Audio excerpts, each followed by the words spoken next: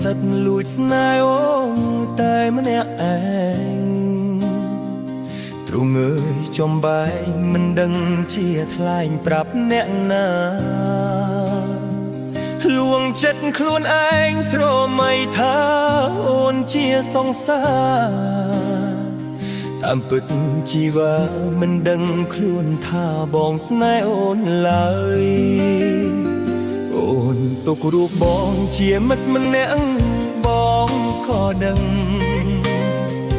បេះដូងប្រលឹមសេញជុកសេញជុងដិតគេផ្សេ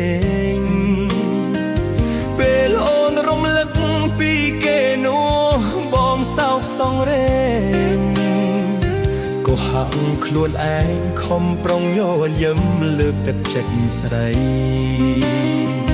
ទោះបីដឹងថាឈឺផ្សាប៉ុណ្ណាក៏ស៊ូទ្រាំដើម្បីមាសមុំជួបមនុស្សដែលស្ងួនអូនស្រឡាញ់បងស៊ូចាកចេញចុះចាញ់ចិត្តខ្លួនឯងលាក់ខ្លួនឲ្យទុកចំបែងកុំដកអនុស្សាវរីយ៍ទោះជាយ៉ាងណាក្តីស្នេហាជូនអូនហើយជូនពរត្រាំងត្រៃបាក់ក្តីសុខនឹងគេចងសូមអូនគិតថាមានបងម្នាក់នៅស្រណោះ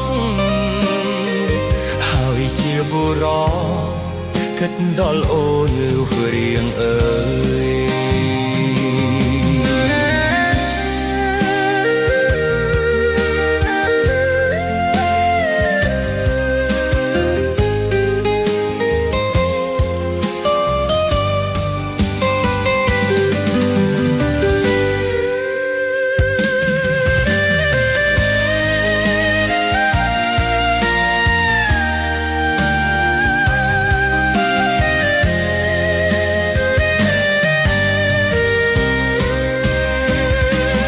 បីដឹងថាឈឺផ្សាប៉ុណ្ណា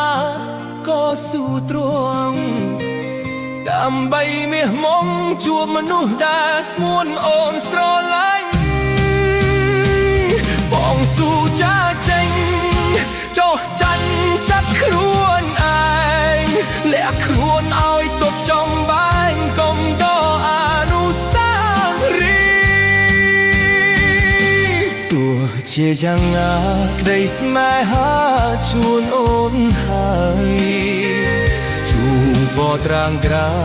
បាក់ក្តីសុខនឹងគេចងសូមអូនគិតថា